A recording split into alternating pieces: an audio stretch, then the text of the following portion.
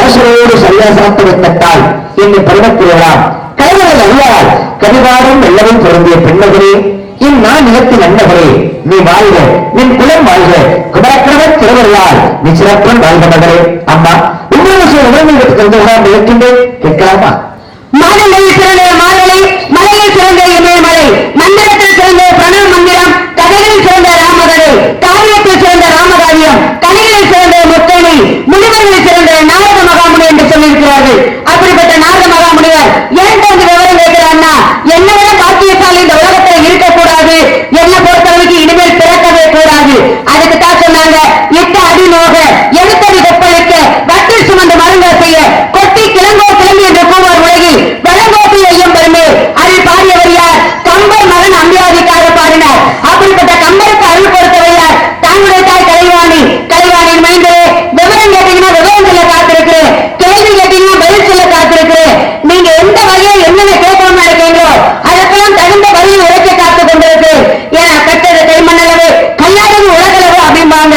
நீங்க 14 உலகம் சுற்றக்கூடியவர். அறிந்தது அறியாதது புரிந்தது புரியாதது அனைத்தும் உணர்ந்த நீங்க ஏற்க விவரம் கேட்கிறீங்க அப்படின்னு சொல்லும் போது சாதாரண குளமாது எனக்கு சற்று வியப்பாக இருக்கிறது. வியப்பாக இருந்தாலும் நீங்கள் கேட்க வேண்டும் என்ற இடத்துக்கு வரும்பொழுது நான் சொல்ல வேண்டும் என்ற கடமைக்கு நான் வந்துதான் ஆக வேண்டும். கேள்விகளை ஆரம்பிக்கலாம். விவரம் கேட்டா விவரத்துக்கு தகுந்த பதில் உரைப்பை காத்துக் கொண்டிருக்கிறேன் சுவாமி. அக்னிபுராணம், கண்டபுராணம், கந்தபுராணம், கூர்மபுராணம், சிவபுராணம், நாரபுராணம், பத்மபுராணம், பஞ்சபுராணம், தாழ்புராணம், பிரம்மபுராணம், பிரம்மாண்ட புராணம், புராணம், மச்சபுராணம், மர்க்கித புராணம், வராகபுராணம், மாமபுராணம், விஷ்ணு புராணம், லிங்க புராணம் என்று சொல்லக்கூடிய 12 புராணங்கள் அறிவுகளும் சாபம் அதற்கு சொல்லக்கூடிய நன்றி வேதங்களை தெரிந்தவரும் ராமாயணம் மகாபாரதம் என்று கூறக்கூடிய இதிகாசங்களை தெரிந்தவரும் உயிரெழுத்த புலவர்கள் மெய்யெழுத்த 18 ஆயுத எழுத்து 1 உயிர எழுத்துக்கு 216 ஆக தமிழ் எழுத்துக்கு 247 பெற்றவர்கள் அடிவா மகிமா கரிமா லகுமா பிராப்தி பிரகாரியம் ஈசத்துவம் நட்சத்திரம் என்று சொல்லக்கூடிய சமாட்சத்துக்களை அறிந்தவரும் நடந்தது நடப்பது நடக்கப் போவது என்று சொல்லக்கூடிய முக்காலம் எதிர்வாகிறார்.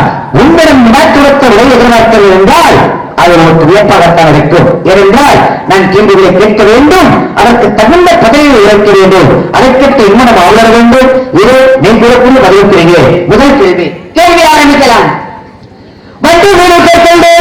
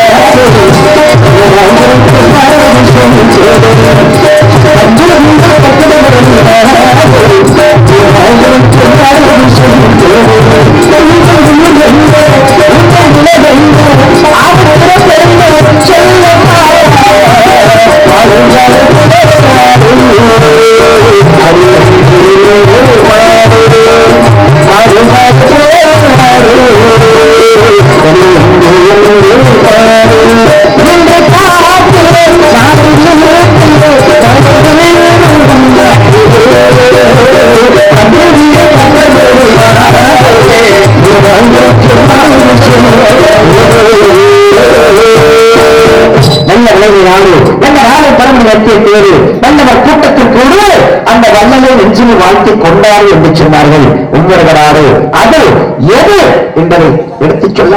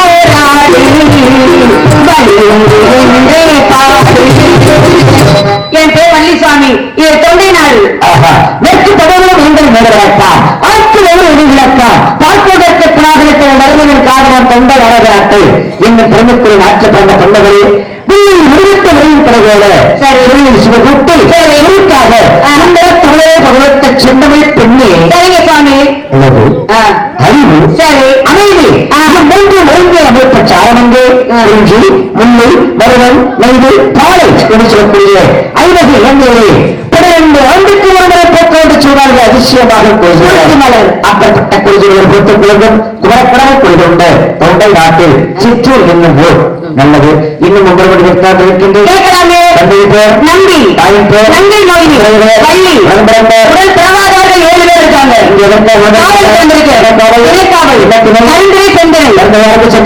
எங்களுக்கு செந்திரி செந்தூர் வடிவேல் காவலுக்கு வந்து காவல் எப்படி காவலுக்கு வந்து காவலை ஒழுக்கமாக பார்த்துக் கொண்டிருக்கிறது. இப்படி ஒழுக்க தவறு பார்த்துக்கிட்டு காவலை ஒழுக்கமா பார்த்துக்கிட்டு இருக்கேன். எந்த காரணமா பார்த்துக்கிட்டு இருக்கேன். எந்த இடத்துல அறுவடை செய்யுமோ அந்த இடத்துல அறுவடை செய்ய முடியும். விளைகளுக்கு முன்னாடி அறுவடை செய்ய முடியுமா? சரி அதுக்குதான் வந்திருக்கீங்க. அதுக்குதான் வந்திருக்கு. காவல் இப்ப பால் பிடிக்கிற பருவத்தில் இருக்கு. இந்த இடத்துல காவல் பண்ணாங்க. இந்த காவல் பண்றது சரிங்க. பண்ணணும்னா முருகப்பெருமானுக்கு அபிஷேகத்துக்கா உண்டானது. அதனால காவல் பண்ணணும். அபிஷேகத்துக்கு அடுத்த இடத்துக்கு வந்து அடுத்து கொண்டு போய் அபிஷேகம் பண்ணி அபிஷேகம்னா பால் முத்தி அதே சமயத்தை கருதாயி அந்த திரையை கொண்டு போனாக்க அபிஷேகம் பண்ண முடியும். அப்ப அந்த பால் பிடிக்கிற கருதாயை நம்ம வந்து காவல் பண்ணணுமா இல்லையா? பால் பிடிக்கிற பட்டாவே இருக்குன்னா அவருக்கு என்ன தவறு ஏற்படுது? என்ன தவறு? பறவை வந்து கொழுந்து கொள்ளும்ல. பறவை சாப்பிட்டா சாப்பிடும். நாளறிவு உள்ள பறவை சாப்பிட்டா சாப்பிடும். அப்பேட்டு முதல்ல பறவை அதெல்லாம் நான் சொல்லல சாமி. என்ன பறவையை சாப்பிடறது நான் வேண்டாம்னு சொல்லல. ஏன்னா சாப்பிடறதை யாராவது இல்லை வேணாம்னு சொல்லுவாங்களா? ஏன்னா எதையுமே பகவான் ஏற்றுக்குவாரு. எச்சில் பண்ற பொருளை எதையுமே பகவான் ஏற்றுக்குவாரு. ஏன்னா இதுக்குதான் சொன்னாங்க உண்ணுகின்ற உணவு எச்சில், உடுத்துகின்ற உடல் எச்சில், கலக்கின்ற பால் எச்சில், நீ வாழுகின்ற வாழ்க்கையே எச்சில் தான் அப்படின்னாங்க. அப்ப எச்சிலை வந்து பகவான் ஏற்றுக்குவாரு இல்லைன்னு சொல்லல. ஆனா என்ன செய்யக்கூடாது? எச்சம் படுத்தக்கூடாது. எச்சம் என்றால் மலத்தனம் கிடைக்கக்கூடாது. அதை அசிங்கப்படுத்தக்கூடாது என்பதற்காகத்தான் நான் காவலை கண்ணு கருத்தமா பார்த்துக்கிட்டு இருக்கேன். ஏன்னா எச்சிலாக்கிய உணவையும் உணவு ஏற்றுக்கொள்வான். மனம் கொண்டதான் மாளிகை. மாளிகை இப்ப இறைவனுக்கு வந்து பாலாபிஷேகம் பண்றாங்க. முதல் கண்டு எச்சில்படுத்தது. அதற்கு அபிஷேகத்துக்கு வருது. இறைவன் ஏற்றுக்கொள்வார். அதே மாதிரி இறைவனுக்கு தேனாபிஷேகம் பண்றாங்க. தேனுக்களை சாப்பிட்டு எச்சில்படுத்தது. அதற்கு அபிஷேகத்துக்கு இறைவன் ஏற்றுக்கொள்கிறார். ஏற்றுக்கிறாங்க. இப்ப இறைவனுக்கு பட்டாவை எழுதுகிறாங்க. அதையும் இறைவன் ஏற்றுக்கொள்கிறார். திருநப்புற பெண்கள் வேறு என்னெல்லாம் காட்டுக்கு வேட்டைக்கு போனா தான் கொட்டுகிற மனுஷங்கள ருசியா இருக்கா இது நல்லா இருக்கா அவர் அதை சாப்பிட்டு பார்த்து சுவைச்சு பார்த்து அதன் பிறகு இறைவனுக்கு படைத்தார். ஏற்றுக்கொண்டார். கண்ணப்பன்னு சொல்லி 63 நாயன்மார்கள் கண்ணப்ப நாயகரா. சரி ஆனா பறவைகளுக்கு அதாவது எச்சப்படுத்தாம அதாவது எச்சப்படுத்தாம எச்சப்படுத்தாம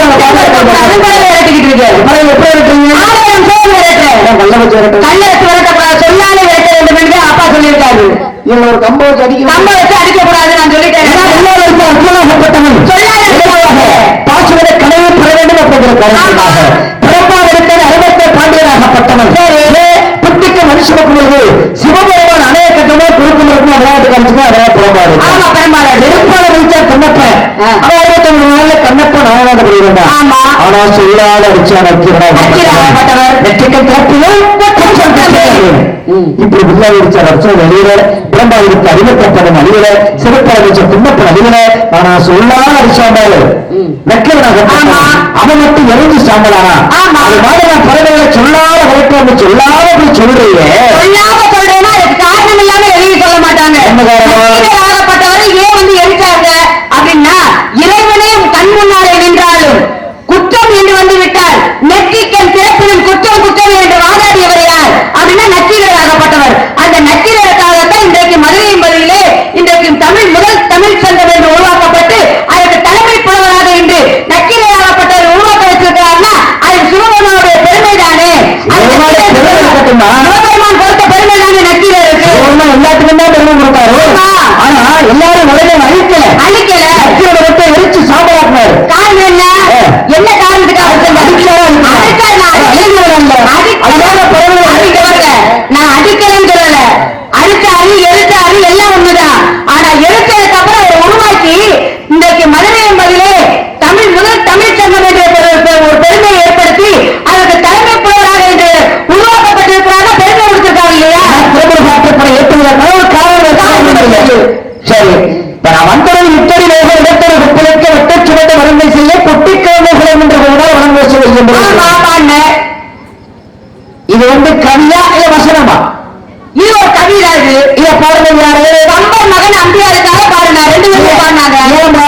ஏன் பாடினாங்கன்னா கம்பருடைய மகன் அம்பியாவதி சோழவனுடைய மகன் அமராவதியை ஒருத்தருக்கு விரும்புறாங்க. அந்த விருந்து வரும்போது அவர்களுக்காக விருந்து வச்சாங்க.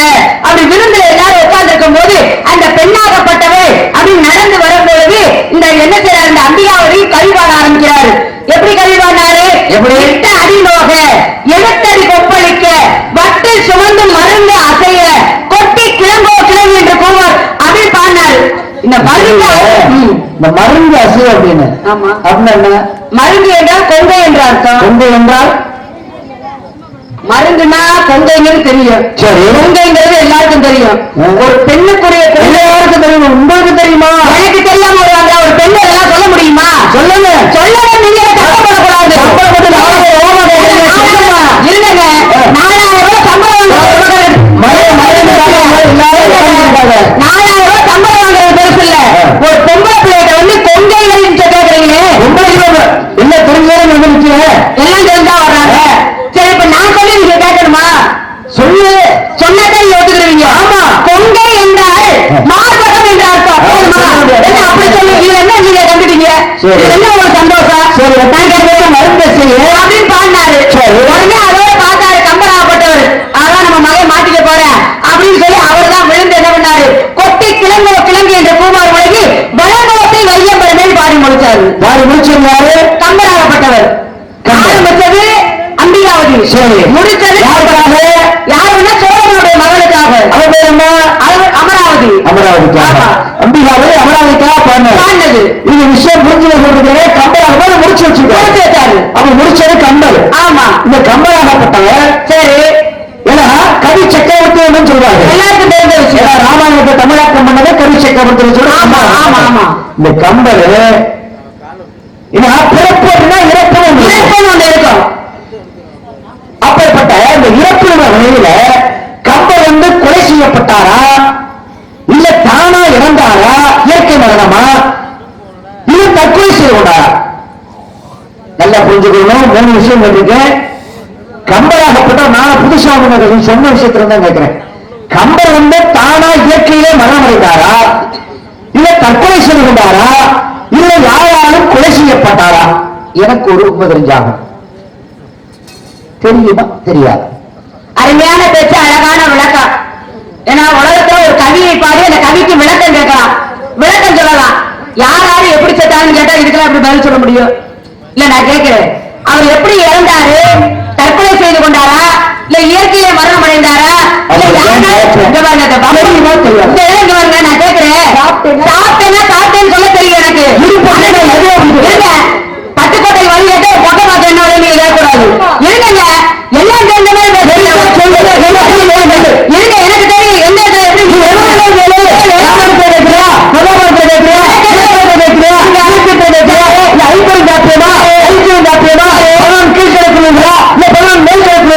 இல்ல ராமாயணத்துல விஞ்ஞானத்தை பற்றிய ஒரு அனுபவத்தை எதை கேட்டாலும் சொல்லுவீங்க. உலகத்துல எல்லாம் நல்லா தெரிஞ்சுக்கங்க. உலகத்துல எல்லாருமே எல்லாருக்கும் தெரியுமா? எல்லாமே எல்லாருக்கும் தெரியுமா? எனக்கு தெரியும். மண்டகிழமை பேசக்கூடாது. பேசுவீங்க மண்டகிழத்தை ஒதுக்கத்தை நான் வந்து பார்ப்போம். அவங்களுக்கு என்ன தெரியும்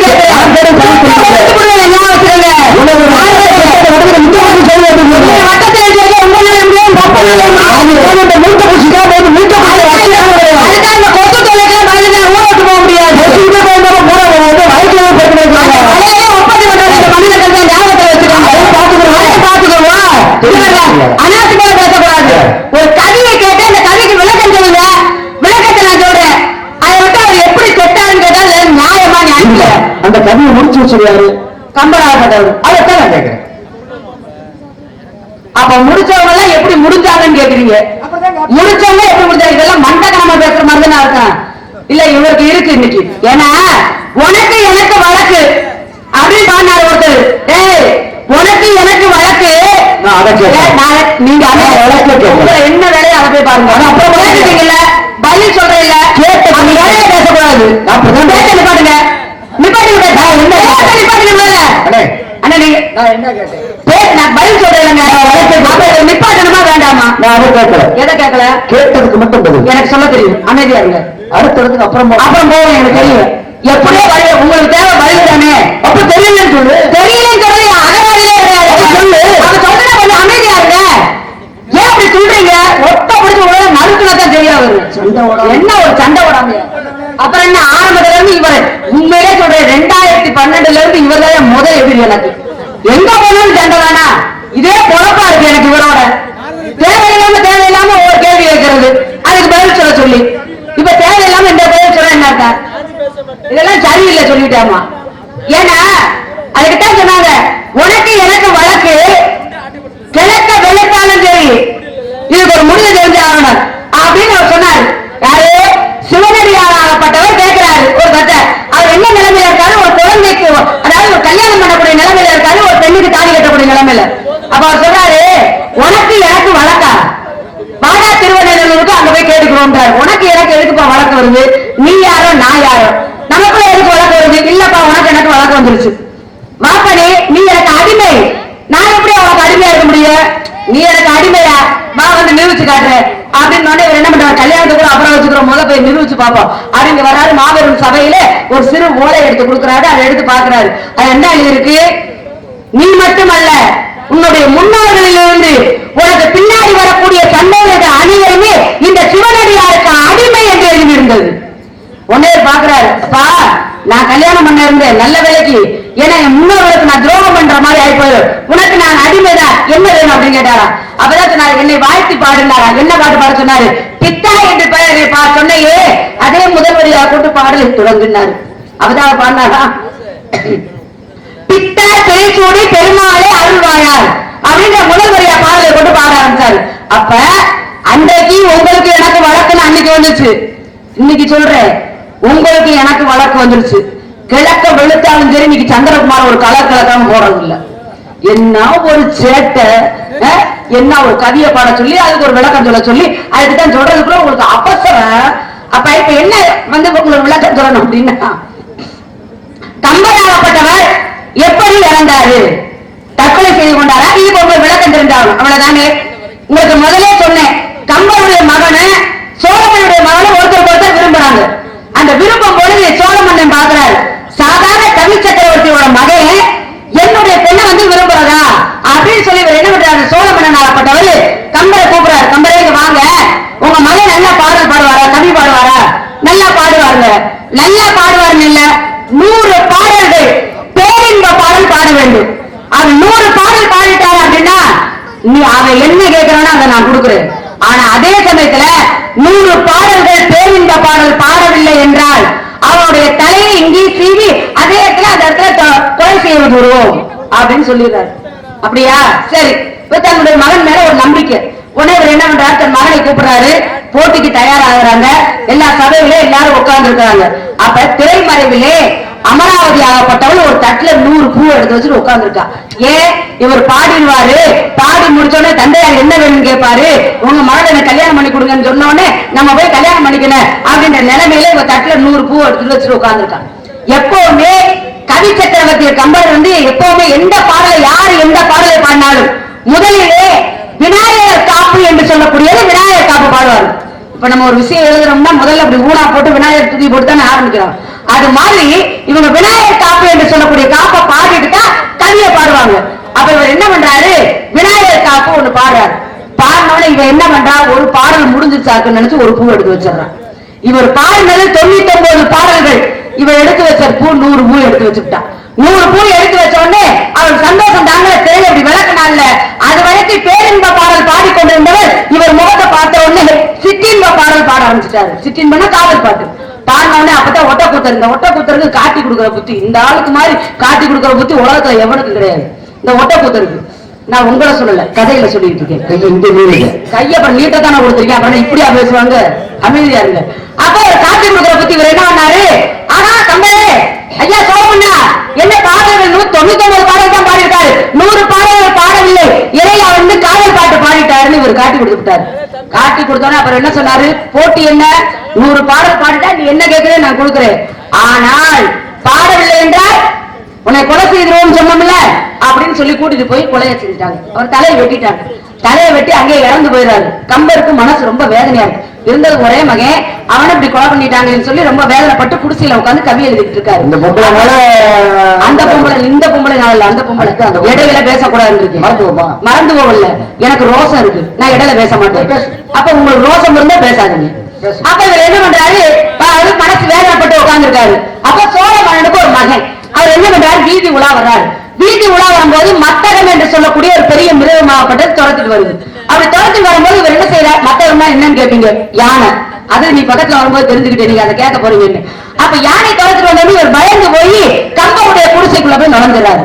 உடனே கம்பர் பாக்குறாரு, சோழமன்னனுடைய மகனா, என் மகனை கொன்னவருடைய மகனா அப்படின்னு இவருக்கு எப்படி பழி வாங்குற உணர்ச்சி. கவி பெரிய கவி சக்கரவர்த்தி மனசுக்குள்ள பழி வாங்குற உணர்ச்சி, என் மகனை கொன்னவருடைய மகன் தானே நீ அப்படின்னு சொல்லி இவர் என்ன பண்றாரு, கவி எழுதுறாரு. எப்படி, குழந்தை பக்கத்துல நிக்குது, அப்பதான் அந்த கவி எழுதுறாரு. எப்படி, கவியானை செய்யாததை, கவியானை செய்யாததை இந்த எழுத்தாணி செய்யும் என்று கையில எழுத்தாணி வச்சு அந்த பையன் ஒரே குத்தி போடுறாரு. குத்துறோட அந்த பையன் இறந்து போயிடுறான். இறந்தவொடனே இவருக்கு பயம் வந்துருது, என்னடா சோழமனுடைய மகனை கொண்டுட்டோமே அப்படின்னு பயந்து இவர் என்ன பண்றாரு, அப்படி ஓடி வர்றாரு. ஓடி வராம எங்க வர்றாரு, சோழ மண்டலத்தை விட்டு பாண்டிய நாட்டுக்கு ஓடி வர்றாரு. அப்படி பாண்டிய நாட்டுக்கு ஓடி வரும் பொழுது அப்படி பாண்டிய நாடு என்ற மதுரை என்பதை ஒட்டி அப்படி ஓடி வர்றாரு. மதுரை என்பதை ஒட்டி ஓடி வரும்போது மதுரை மேலூருக்கு பக்கத்துல ஒரு இடம் இருக்கு, அதாவது கம்பூர்னு சொல்லக்கூடிய இடம். அந்த இடத்துல வந்து கொஞ்ச நாள் இருக்காரு. அதனாலதான் அவர் கம்பர் இருந்தனால கம்பூர் என்று பெயர் வந்தது. அடுத்து சிவகங்கைக்கு பக்கத்துல இருக்க முடிகரை என்ற ஊர்ல இருக்காரு. கடைசியாக சிவகங்கைக்கு பக்கத்துல நாட்டரசங்கோட்டை என்ற ஊர் இருக்கு. 1000 கண்ணுடையாள் என்று சொல்லக்கூடிய அந்த அம்மாவுடைய கோயில்ல வந்து ஆள் மாற்றமா இருக்கிறார், தாடியெல்லாம் வளர்த்து இருக்கிறார். இது சோழமன்னனுக்கு தெரிஞ்சு போச்சு. உடனே சோழமன்னன் என்ன பண்றாரு, அங்கே இருக்காரு கம்பர், இவர் என்ன பண்றாரு, சோழமன்னன் மாதிரி வராம இவர ஆள் மாற்றமா குதிரையில கையில வில்லு அம்பு வச்சுக்கிட்டு அங்க இருந்து வர்றாரு. வந்தோடனே சோழமன்னன் அப்ப வர்றாரு, கம்பர் சாமி இருக்காரு. கம்பரை பார்த்து கேட்கிறாரு, கம்பரே கம்பரே என்ன உமக்கு தெரிகிறதா அப்படின்னு கேட்டாரு. அப்ப இவர் பார்த்தாரு, கையில வில்லு அம்பு வச்ச உடனே, தாங்களை பார்த்தால் என் கண்ணுக்கு ராமரை போல் தெரிகிறது அப்படின்னாரு. ராமாயணத்தை எழுதினவர் இல்லையா, ராமரை போல் தெரிகிறது அப்படின்னாரு. அப்பதான் சோழமன்னன் திருப்பி அடிச்சானா, என்னுடைய கண்ணுக்கு உன்னை பார்த்தால் ராவணனை போல் தெரிகிறது அப்படின்னா. ராமருக்கு எதிரி யாரு, ராவணை. நீ தாண்டா எனக்கு எதிரின்னு விட்ட அம்ப விட்டோடனே அப்பதான் தன்னுடைய நெஞ்சிலே வாழ்ந்து பிறர் முதுகு மொழியா வந்துச்சான். அப்பதான் சொன்னாரா, கவி சக்கரவர்த்தி கம்பர் என்று பாராமல் என் மீது அம்பு விட்ட காரணத்தினால் சோழமன்னா உன்னுடைய பரம்பரையே இல்லாமல் போக கடவுள் அப்படின்னு சொல்லி சாபத்தை விட்டுட்டு அந்த இடத்திலே சமாதி ஆயிட்டாங்க. எந்த இடத்துல, நாட்டரசங்கோட்டையில. இன்றைக்கு 7 நாள் திருவிழா நடக்கும். 7 நாள் திருவிழாவில 6 நாள் திருவிழா, 6 நாள் திருவிழா அம்மா கண்ணாண்டாளுக்காக நடக்கும். 7ஆம் நாள் திருவிழா கம்பர் திருவிழா என்று இன்றும் நடைபெற்றுக் கொண்டிருக்கிறது. அப்ப அவர் எப்படி இறந்தாரு, எப்படி இருந்தார், தற்கொலை பண்ணிக்கிட்டாரா, கிடையாது. இயற்கையில மரணம் அடைந்தாரா, கிடையாது. சோழமனுடைய கையாலே கொலை செய்யப்படுகிறார். சோழமனுடைய கையால கொலை செய்யப்படுகிறார். இப்படித்தான் கம்பராகப்பட்டவர் இறந்தார். பிறந்தார். இதான் நீங்க கேட்டதுக்குரிய பதில். நீ சொன்னது உண்மை. உண்மை உண்மை. நான் சொன்னது எனக்கே வரக்கூடாது. இல்ல நான் சொல்றது எனக்கே வரக்கூடாது. அதே நீ சொன்னது உண்மை. நான் சொன்னது உண்மை. அதுதான் நானும் சொல்றேன். அதைத்தான் நானும் சொன்னேன். பரவாயில்ல. என்ன பரவாயில்ல? நல்ல பேச்சு, தெளிவான கருத்து, பாராட்டக்கூடிய விஷயம். சரி. இருந்தாலும் இந்த விஷயத்துல அப்புறம் இருக்கட்டும். இப்ப நான் சொல்றது உண்மையை ஒத்துக்கிறீங்கல்ல? ஆமா. கம்பர் எப்படி இருந்தாலும் நியாயத்தை சொல்லி ஏற்றுக்கொள்ளக்கூடிய நியாயத்தை சொன்னா ஏற்றுக்க நியாயம் தானே. இப்ப நான் கேட்கிறேன், நியாயத்துக்கு மறுபேர் என்ன? நியாயத்துக்கு மறுபேர் நீதின்னு சொல்லுவாங்க. நீதி. இப்ப நீதி அப்படின்னா ஒரு மனுஷன் நல்லா வாழ்ந்தாரு, ஒரு சரியா வாழ்ந்துட்டானா அப்பா நீதிமான்பா அப்படின்னு சொல்றாங்க. ஆமா, நீதிமான் சொல்றாங்க. அதே சமயத்துல இந்த நீதி அப்படின்னா நீதியா இருக்கக்கூடிய ஒரு யாருன்னு கேட்டா புராணத்தை எடுத்துக்கிட்டோம்னா தர்மராகப்பட்டவர் நீதியாக வாழ்ந்தார்னு சொல்றோம். சரி. அதே மாதிரி சில பேர் சொல்றாங்க கிருஷ்ணன் ஆகப்பட்டவர் நீதியா வாழ்ந்தார்னு சொல்றாங்க. சரி. நீதியோட வாழ்ந்தவர் கிருஷ்ணனா இல்ல தர்மரா? யாரு வாழ்ந்தா என்னம்மா அதெல்லாம் எனக்கு தெரியாது. இது மட்டும் நீங்க மட்டும் என்ன எப்படி எல்லாம் கேள்வி கேட்டீங்க. அவர் எப்படி செத்தாரு, தற்கொலை பண்ணிக்கிட்டாரா, மயத்தை புடிக்கிட்டாரா, இதெல்லாம் நாராயணா நாராயணாவா? நான் அதெல்லாம் கேட்கலையே. நான் அதெல்லாம் சொல்லலையே. மயத்தை புடிக்கலாம் கேட்கலையே. இனிமேல் தான் இருக்கு. முகமட்டு சிங்கமுகமாக இருக்கும் உடம்பெல்லாம், அதாவது மனிதர்கள் இருக்கும். அப்படிப்பட்ட அது இன்னைக்கு எங்க இருக்கு தெரியுமா? மதுரைக்கு அருகாமையில திருவாரூர் என்று சொல்ற மாணிக்க வாசகர் பிறந்த ஊர். அந்த ஊர்ல உள்ள கண்மாய்க்கு உள்ள அந்த மிருகம் சிலையாக வைக்கப்பட்டிருக்கிறது. இந்த இந்தியாவிலே 2 இடத்துல தான் இருக்கு. ஒண்ணு காசி, இன்னொன்னு நம்ம தமிழ்நாட்டில் மதுரைக்கு அருகாமையில திருவாரூர் என்று சொல்லக்கூடிய மாணிக்க வாசகர் பிறந்த ஊர்ல உள்ள அந்த கண்மாய்க்குள்ளதான் இருக்கு இந்த மிருகம் ஆகப்பட்டது. என்ன அப்படின்னா புருஷா மிருகம் அடிச்சது. இதுதான் குபேரனுக்கு காவலாக இருந்தது. இதுதான் பீமனுக்கு போட்டி வச்சது. அவர் போட்டியில 2 பேருக்கும் பாதகம் இல்லாமல் அன்னைக்கு நீதியை வழங்கியவர் யார் அப்படின்னா தர்மராகப்பட்டவன். கிருஷ்ணன் என்னாரு என்னால முடியாது வாடா அண்ணன்கிட்ட போவோம் அப்படின்னு சொல்லி கிருஷ்ணனே கூட்டிட்டு போயிட்டார். அப்ப தர்மத்தில் நீதியில் சிறந்தவன் யார் அப்படின்னா தர்மராகப்பட்டவன். இதுதான் அதற்குரிய காரணம். உண்மையை ஒத்துக்கங்க, இல்ல கருத்து பேசுங்க. எதிரியா இருந்தாலும் நீங்க சொன்னா நியாயம் இருந்தா ஏற்றுக்கிறேன். கிருஷ்ணனாகப்பட்டவர் எந்த நேரத்தில் என்ன சொல்லிக் கொடுப்பாருன்னு சொல்ல முடியாது. எப்ப போட்டி ஆரம்பிச்சிருச்சு அப்படின்னா ஒவ்வொரு விதி முறைப்படி சத்திரிய முறைப்படி நீ இப்படி செய்ய, நீ இப்படி செய், நீ இப்படி செய், ஏப்பா இதெல்லாம் செய்யலாமா அப்படின்னு கேட்டா இதுல இந்த நியாயம் கிடையாது, நீ செய் அப்படின்னு சொல்லிக் கொடுப்பவர் யாருன்னு கேட்டா கிருஷ்ணனாகப்பட்டவர்.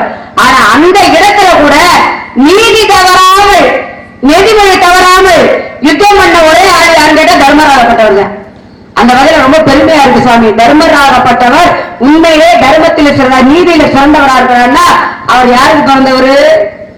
நீதியோடு இருக்கக்கூடிய யமதர்மனுக்கு பிறந்தவர். அதனாலதான் நீதி முறையோடு நன்றாக இருக்கிறார். நீங்க சொன்னதை நான் ஒத்துக்கிறேன். ரொம்ப அருமையான விளக்கம். பரவாயில்ல சாமி.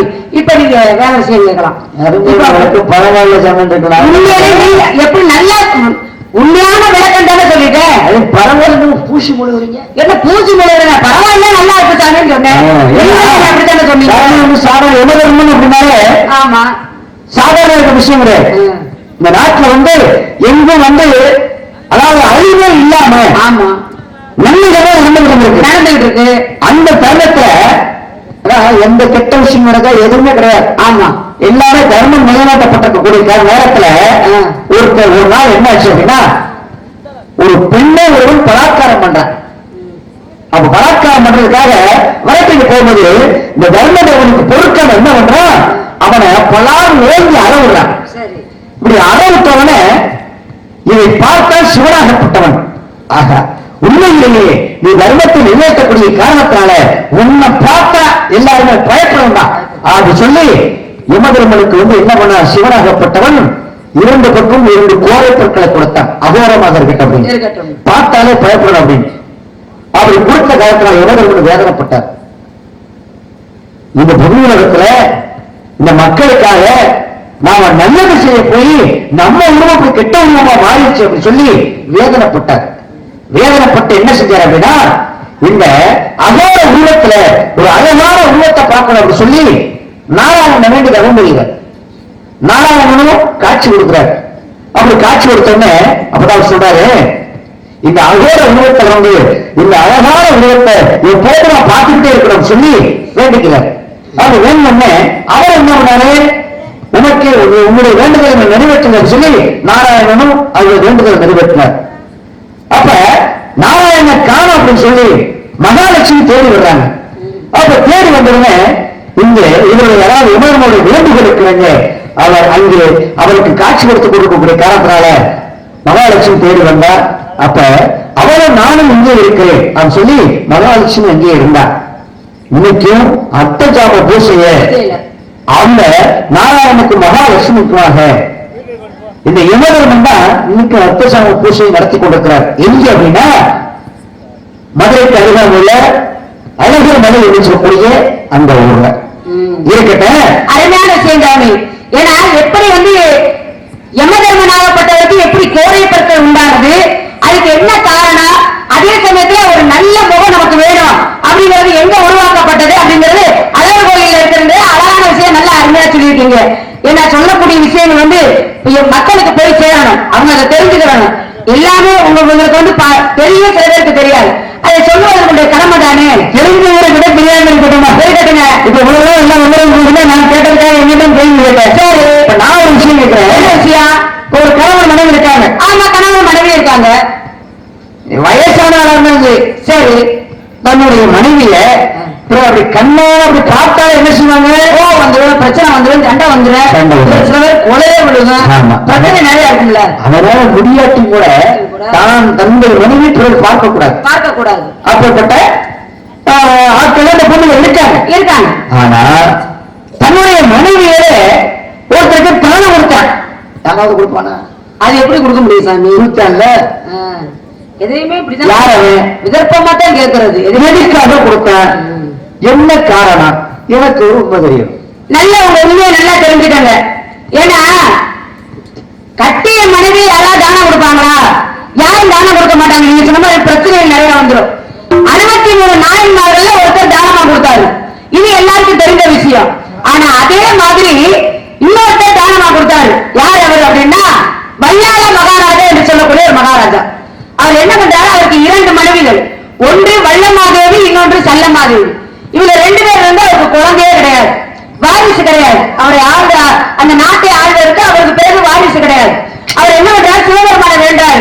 சிவபெருமானே, நான் 2 மனைவிகள் இருந்து எனக்கு ஒரு வாரிசு இல்லையே அப்படின்னு சொல்லி வேண்டும் பொழுது பெரியவங்க எல்லாம் சொல்றாங்க, அப்பா தான தர்மங்களை செய்யுங்க, தான தர்மத்தில் புண்ணியத்துக்கு காரணமா ஒரு குழந்தை பிறந்தாலும் பிறக்கும் அப்படின்னு இவர் தான தர்மங்களை நிறைய பண்ண ஆரம்பிக்கிறார். அப்படி தான தர்மங்களை நிறைய பண்ணிக்கிட்டு இருக்கும் போது அந்த இடத்துல நீங்க தான் முதல்ல கால் எடுத்து வைக்கிறீங்க. அங்க இருந்து போறீங்க, என்னப்பா வல்லாள மகாராஜா நிறைய தான தர்மங்களை பண்ணிக்கிட்டு இருக்கீங்க, என்ன காரணம்? சாமி, எனக்கு வந்து வாரிசு கிடையாது, குழந்தை கிடையாது, 2 மனைவிகள் இருக்காங்க, குழந்தையே இல்ல, மன வேதனையா இருக்கு. அதனால பெரியவங்க சொன்னாங்க தான தர்மம் செய்ய சொல்லி நான் தான தர்மங்களை செஞ்சுட்டு இருக்கேன். அப்படியா? சரிப்பா, இப்ப நான் கைலாயத்துக்கு தான் போறேன், நீ சிவனுடைய பக்தனா இருக்க, நான் சிவன்கிட்டே போய் கேட்கிறேன், உனக்கு எப்படியாவது குழந்தை கிடைப்பதற்கு நான் ஒரு ஏற்பாடு பண்றேன். இங்க இருந்து இவர் போறார். போனோடனே சிவபெருமான் பாக்குறாரு, நான் வாங்க, இன்னைக்கு என்ன விஷயம்? ஏன்னா நீங்க வந்தீங்கன்னா ஒரு கழகத்தோட வருவீங்க, என்ன காரணம்னு கேட்கிறாரு. அப்பதான் கேட்டாரா, பூலோகத்துல வல்லாள மகாராஜான்னு ஒரு மகாராஜா இருக்காரு, அவருக்கு 2 மனைவிகள் இருந்து குழந்தையே கிடையாது, அதனால நீங்க தான் அவருக்கு ஒரு கருணை புரிந்து ஒரு குழந்தை கொடுக்கணும் அப்படின்னு. கருணை உள்ள படைத்த ஒரே தெய்வம் யாருன்னு கேட்டா சிவபெருமான் தான். மத்தவங்க எல்லாம் கூட கொஞ்சம் வஞ்சகம் இருப்பாங்களா, ஆனா சிவபெருமான் ஒருத்தர் மட்டும்தான் கருணை உள்ள படைத்த கருணையான தெய்வம் அப்படிங்கிறாங்க. அப்ப அவர் சொல்றாரு, ஒரு மனிதன் சாதனை படைக்க வேண்டும் என்றால் சில சோதனைகளை தாண்ட வேண்டும். சாதனை படைக்க வேண்டும் என்றால் சில சோதனைகளை தாண்ட வேண்டும். ஏன்னா ஒரு மனிதன் பிறப்பு என்பது சம்பவமாக இருக்கலாம், பிறப்பு என்பது சம்பவமாக இருக்கலாம், ஆனால் இறப்பு என்பது ஒரு சரித்திரமாக இருக்க வேண்டும் அப்படின்னு ஐயா அப்துல் கலாம் ஐயா சொன்னார். அப்ப சரித்திரம் அடைக்கணும்ல, அப்பதான் சும்மா இருக்க முடியுமா அப்படின்னு நான் சோதனை பண்ணணும் அப்படின்னு சொல்லி இவர் என்ன பண்றாரு, இந்த சிவனாகப்பட்டவர் சிவனடியாராக மாறி அவர் உடம்புல இருந்து சில சிவனடியார்களை உண்டு பண்ணி கையில குபேரனை பிடிச்சுக்கிட்டு பூலோகத்துக்கு வர்றாரு. வந்தா அந்த வல்லாள மகாராஜா நாட்டுக்கு வர்றாரு. எப்பவுமே ஒரு நாடு இருந்துச்சுன்னா அந்த நாட்டுல தாசிகள் தெருன்னு ஒரு தெரு இருக்கும். அந்த காலத்துல தாசிகள் தெரு அப்படின்னு ஒரு அந்த இது இடம் இருக்கும். அப்ப இவர் என்ன பண்றாரு, தன் கூட வந்த சிவனடியார்ட்ட எல்லாம் குபேரன்ட்ட கொஞ்சம் பொண்ணும் பொருளா வாங்கி கொடுத்து எல்லா தாசி வீட்லயும் போய் இருங்கன்னு சொல்லி எல்லாத்தையும் அனுப்பிச்சு வச்சிடறாரு. எல்லா தாசி வீட்லயும் எல்லா சிவனடியார் போய் இருக்காங்க. எப்ப இவர் நேரா போறாரு, வல்லாள மகாராஜா போறாரு. வல்லாள மகாராஜா உடனே, வாங்க சுவாமி வாங்க, உங்களுக்கு என்ன வேண்டும், என்ன வேண்டும், தானந்தர் மகள் என்ன வேண்டும்? எனக்கு என்ன வேணும் அப்படின்னா, எனக்கு ஒரு பெண் வேண்டும் அப்படிங்கிறார். பெண்ணா? எங்க நாட்டுல எத்தனையோ பெண்கள் இருக்காங்க, அவங்கள பார்த்து கல்யாணம் பண்ணி வச்சுக்கோங்க. நான் கல்யாணம் பண்றதுக்கு வரல, இன்று இரவு என்னுடைய இச்சையை தீர்ப்பதற்கு எனக்கு ஒரு பெண் வேண்டும் அப்படிங்கிறாரு. என்னடா இது, உலகத்துல எத்தனையோ தான தர்மங்களை பார்த்திருக்கு, இவர் இந்த தானத்தை கேட்கிறாரு, என்ன பண்ணலாம் அப்படின்னு சொல்லி சேவகனை அழைத்து, போப்பா தாசி யார் இருந்தா கூட்டிட்டு வாங்கன்னு சொல்லி அனுப்புறாரு. போய் பார்த்தா ஒரு தாசி வீட்டுல ஆளு கிடையாது, எல்லாரும் சிவனடியார் இருக்காங்க, எல்லாரும் வீடும் பூட்டி கிடக்கு. உடனே சேவகன் வந்து சொல்றாரு, இவர் மனசு வேதனைப்பட்டு உட்கார்ந்து இருக்காரு. என்னடா அது, கேட்டதுக்கு பதில் கொடுக்க முடியலையே அப்படின்னு வேதனைப்பட்டு அவர் உட்கார்ந்து இருக்காரு. உட்கார்ந்து இருக்கும் போது அவருடைய இரண்டாவது மனைவி செல்லம்மாதேவி என்று சொல்லக்கூடிய அந்த பெண் வர்றா. உட்கார்ந்து இருக்கீங்க, என்ன காரணத்துக்காக உட்கார்ந்து இருக்கீங்கன்னு கேட்ட, அப்படின்னா வேற ஒண்ணும் இல்ல, கேட்டாரு வல்லாள மகாராஜா வந்து இப்ப என்கிட்ட கேட்டாரு. என்ன கேட்டாரு சிவனடியார்? ஒரு பெண் வேண்டும் என்று கேட்டார். என்னால கொடுக்க முடியல, அதனாலதான் வருத்தத்துல உட்கார்ந்து இருக்கேன்னு சொன்ன உடனே அப்பதான் அந்த அம்மா சொன்னாங்களா, சாமி நீங்க சொன்ன வாக்கை காப்பாற்ற வேண்டும். அப்படி வாக்கை காப்பாற்ற வேண்டும் என்றால் என்ன செய்யலாம்? நீங்க சரின்னு சொன்னீங்கன்னா, நீங்க சம்மதிச்சீங்கன்னா அவருடைய இச்சையை இன்று ஒரு நாள் தடுப்பதற்கு நான் செல்லுகிறேன்னு சொல்லி சொல்றேன். சொன்ன உடனே இவர் பாக்குறாரு, மத்த ஆம்பளையா இருந்தா நடக்கிறதே வேற, அடுத்து மூஞ்சி முறையெல்லாம் பேசுறது பெரிய பிரச்சனை ஆகி போயிடும். ஆனா அவர் என்ன பண்ணா தெரியுமா, மனதார தன்னுடைய மனைவியின் கரத்தை பிடித்து சிவனடியாருடைய கரத்தோடு ஒரு சிற்றறைக்குள் 2 பேர்த்தை அனுப்பிச்சு வைக்கிறார். சம்மதத்தோட, முழு சம்மதத்தோட அனுப்பிச்சு குழந்தை அழும் சத்தம் கேட்கிறது. குழந்தை அழும் சத்தம் கேட்டோன்னு ஓடோடி வர அந்த அம்மா, சாமி உள்ளே சென்றேன், சென்ற கொஞ்ச நேரத்திலே சிவனடியாராக இருக்கப்பட்டவர் குழந்தையாக மாறி என் கையிலே விழுந்து விட்டார் என்று சொல்ல, அப்பதான் பிறந்த குழந்தை பேசியதாம். எப்படி? வல்லாள மகாராஜா, ஒரு மனிதன் எதை வேணாலும் தான தர்மம் செய்யலாம், ஆனால் கட்டிய மனைவியை நீ எனக்கு தானம் செய்த காரணத்தினால் உனக்கே நான் குழந்தையாக வந்து பிறந்திருக்கிறேன். உன்னுடைய கடைசி கால வரைக்கும் உனக்கு நான் வாரிசாக இருப்பேன். நீ இறந்தாலும் உனக்கு ஈமைக்கிரியை நான் தான் செய்வேன் அப்படின்னு சொல்லிட்டு அந்த குழந்தை. அந்த குழந்தை யாரு? சிவனாகப்பட்டவர். இன்றைக்கு எந்த நாட்டை ஆண்ட அந்த வல்லாள மகாராஜா எந்த நாட்டை ஆண்டு வந்தார் என்றால் அதுதான் திருவண்ணாமலை என்று சொல்லக்கூடிய இடம். இன்றைக்கு திருவண்ணாமலையில நீங்க போய் பாத்தீங்கன்னா முதல் தோரண வாயில்ல வல்லாள மகாராஜா தோரண வாயில் என்று இருக்கும். இன்றைக்கும் அவர் இறந்ததற்காக மாசி மகத்தன்று இன்றைக்கும் ஈமை கிரிவை செய்வதா இன்றைக்கும் இதுவும் நடந்து கொண்டிருக்கிறது. அப்ப கட்டிய மனைவியை தானம் பண்ணவர் யாரு? வல்லாள மகாராஜா. யாருக்கு? சிவபெருமானுக்கு. இதான் நீங்க கேட்டதுக்குரிய பதில். அருமையான விஷயம். இருந்தாலும் பேதை, பெருமை, நன்மை, வளமை, அறிவை, தெளிவை, பெரிய நன்மை என்று சொல்லக்கூடியது எழுபது பருவம். இப்படிப்பட்ட 70 பருவங்களை தாமதம் அழகிய பருவம், ஆபத்தான பருவம். அப்படி ஆபத்துங்களை போயிடக்கூடாது.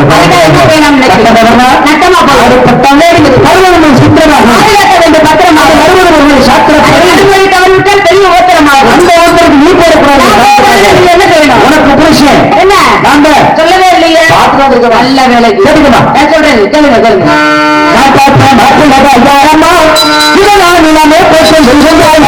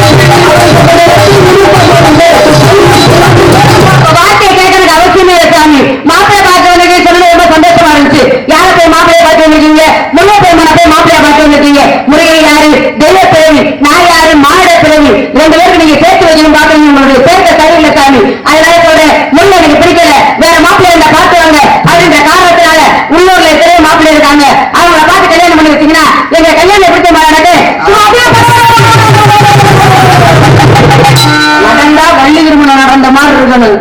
பள்ளி திருமணமா நடந்துச்சுன்னு இழுவையே இருக்க கூடாது.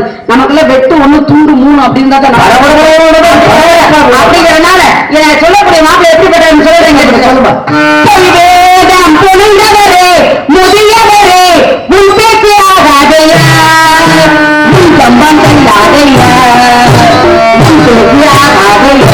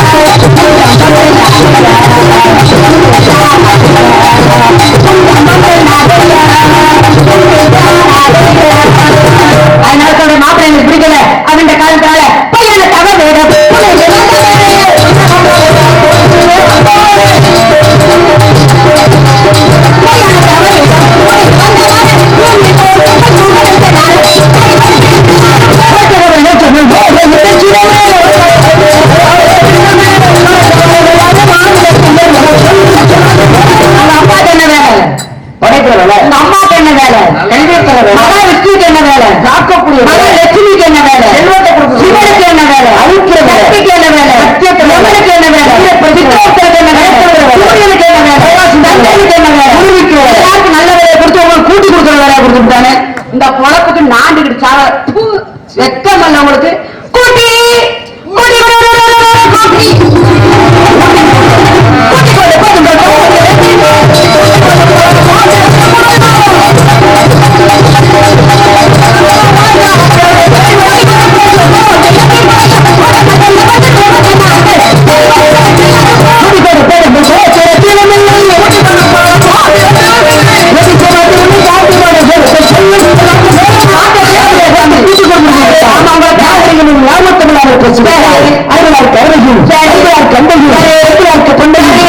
எல்லாருக்குமே கூட்டு கொடுக்கணும். அந்த முருகனுக்கு கைது கட்டாவிட்டால் இது சக்தி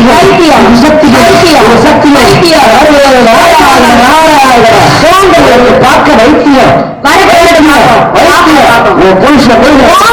தெரியுங்களா? எங்க பாப்பா